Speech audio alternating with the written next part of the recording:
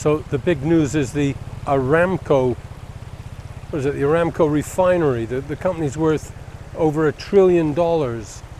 It's they were just having a meeting in Dubai, I think last weekend, about how to sell it. The king of Saudi Arabia just appointed his relative to be the energy minister with the job of selling Aramco quickly. They're going to start selling it locally in November. Now you can imagine the size of this company and the value it is.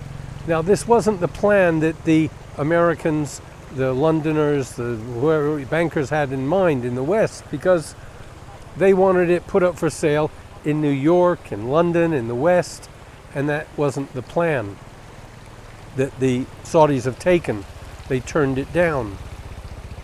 Of course, had they put their shares up for Aramco for sale, then you would have had America say, oh, Saudi Arabia did 9/11 and all the assets have to be seized, like they've done with Venezuela, they did with Iraq, they've done with Iran, and all of Aramco would have been squandered and lost. I mean, we're in the age of milking Saudi Arabia. So there's a lot at stake and there's a lot of room for dirty work. And people can't quite understand how drones and maybe missiles could have been launched from Yemen and hit these the most important oil processing plants in the Gulf and maybe in the world, 5% of the world's oil supply. It's as if there was a stand-down order. It's as if the anti-missile systems didn't see it.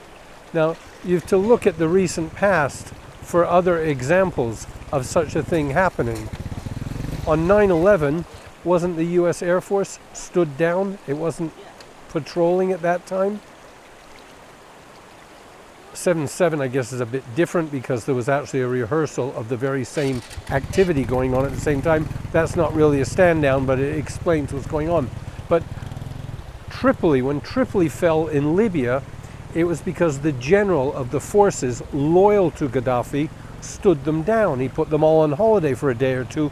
He was on the payroll. And so the NATO-backed forces just walked all over Tripoli because everyone was on holiday for a day or two.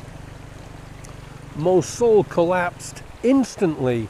They were announcing on the radio that millions of people were with high-powered arms are descending on Mosul, and the generals ran and everybody ran away.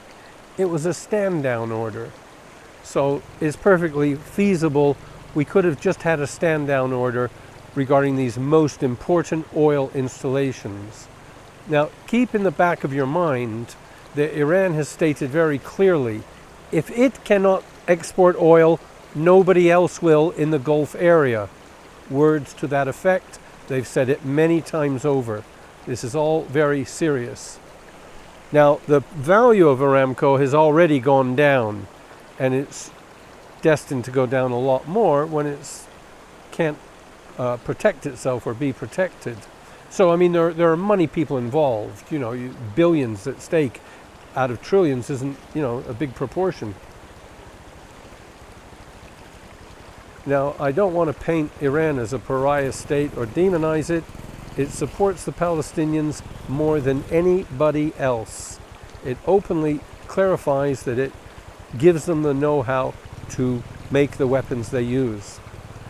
But it would be very naive to imagine the proxies of Iran can act independently of Iran, which is what we're being told has happened in the Aramco case, that the Yemenis decided to do this without a nod and a wink from Iran. I find that a bit hard to believe. In the same manner, imagine Hezbollah suddenly fires a missile at Dimona or something of that, or Tel Aviv. I think it would have to be with a nod and a wink from Iran. So the idea that Iran is involved in this is not too far-fetched. However, there could be an alliance, Iran, America, Israel, to bring down Saudi, divvy it up. It can't be saved. You can't save Saudi Arabia. They don't have an ideology. There's nothing they believe in. So, there can be a meeting of the minds in some places and not in others. It's a bitter pill to swallow, and no one's suggesting it. But they could all have a stake in devaluing Aramco. It was supposed to go for sale in New York. That was vetoed by MBS. And so they tried to sell it locally, and they're doing a rush job to sell it within 2 months. And now, of course, they've lost a lot of money. So that's perfectly feasible. For different reasons, there's common interest in doing this. As to where these drones took off from, it's anyone's guess. And if there were missiles involved, and we won't be told the truth, I guess. But it could have been from within Saudi Arabia, for all we know. Well, in case you don't know some of the details, it's half of Saudi Arabia's oil output is now on hold, cannot be used for, until they repair it all. And so it's a devastating blow. Iran, America, and Israel have been on the same side on multiple war fronts. They've all been against the Taliban at some time. At the same time, but in a different period. Now they all seem to be talking to the Taliban. Talking to them can mean giving them weapons, who knows? But in any event, they've all been against the Taliban at the same time, at some point. They were all against Saddam Hussein at the same time, at a certain point. They were all against Gaddafi in Libya at a certain point at the same time. Iran, Russia, and Turkey have just sort of agreed on a constitutional committee for Syria. Now you may ask, well, what's it of their business? But it is their business. And so I'm just trying to say, there are overlaps in interests. It's not black and white. And at all times, all sides are always talking to each other. And this is the part we don't get told in the media. We don't get told that they're all talking. They're terrorists and you can't talk to them, is what we get told. They could well just be, as part of the takedown of Saudi Arabia. We're watching one Arab country after another being taken down. Sooner or later, we've to see the pattern.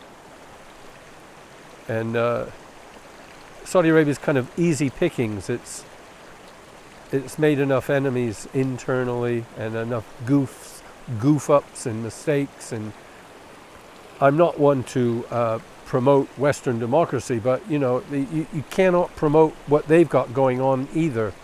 I've been speculating on what power Iran may have to cause the U.S. to keep backing down, making a threat and doing nothing. Being humiliated, having a drone shot down and doing nothing. And I kind of point to Russia and China. I think they, probably say a lot behind the scenes, but there's another factor, and that would be the Iranian expats that live in the United States. They mostly fled there when the Shah was being deposed. They're mostly millionaires, or mostly, maybe not mostly, but there are a lot of rich people there. The wealthy leave, in times of insurrection. So they have a big influence in the United States as well. When they were making the nuke deal, the G5+1 or whatever it's called, there were Iranian expats in the United States, anti-regime, anti-Ayatollah, advising the US government and negotiating for the nuke deal. So they have a lot of influence. It's another factor to take into account. A lot of them live in Southern California, but they've got a sizable influence. And none of us know what's going on. I keep saying, you've even got them in Tehran. We don't know what the Jewish community does. We get some formal facade-like videos that mean nothing. So we don't know what goes on behind the scenes. But this was a planned event, to say the least, and it happened immediately after a conference on selling Aramco locally without New York and London, etc. Although Citibank and Chase Manhattan and all the big banks were there to deliberate and take note. They're not going to let anyone be independent. It's the whole world is sewn up now. The digital age doesn't help because everyone's got their intranet or internet and everything is tracked, which makes me think of Libya. I was talking about it in the last couple of videos that, Muslims in the case of Libya can't emigrate. They don't get visas easily. There are some places they can't even apply for a visa. And you just scratch your head and you think, well, why is this? When Gaddafi was there, it was okay. It was easy for them to get visas. Now it's not. They're not different people. They're the same people. So what has changed? And the reality is, maybe we've to see that it's a global gangster outfit. We hear about the central banks and the Bank for International Settlements, and they all have to go through SWIFT. What I mean is it's all international. And the Arab regimes are not known for being independent. And maybe they're actually having the screws tied on them. It was pretty much a biblical war waged against the Libyans, if not the rest of the Arabs as well.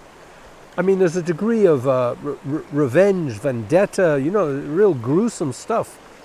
And you have to wonder why the Libyans are being imprisoned in Libya, and it's being made very difficult for them to get out. And I'm raising the question that maybe all these other Arab governments are under pressure by the Zionist bankers to keep pressuring the Libyans, to punish them for being the richest country in Africa. I don't know, but it's as petty as that, as serious as it is. They just want rid of tribes and people, of clans. And what occurs in that scenario is a kind of psychic awareness. And we're not told this, but Christianity and the Judea of today is really pretty anti the notion of a sixth sense and a psychic awareness. It's all about rational, logical thought and science. That's what we're raised on. But they subdue the psychic, and it's their biggest threat. And it's also pretty much a taboo subject. It's painted in New Age stuff, which kind of can turn you off or look, paper thin. But we all have a psychic side. And I think it's more prevalent amongst a tribal community and amongst people when you're familiar with your environment and your land. And they really want to kick it out of all of us. And you can say that's a war aim. I believe Islam has more of an opening to the mystical side than the other religions.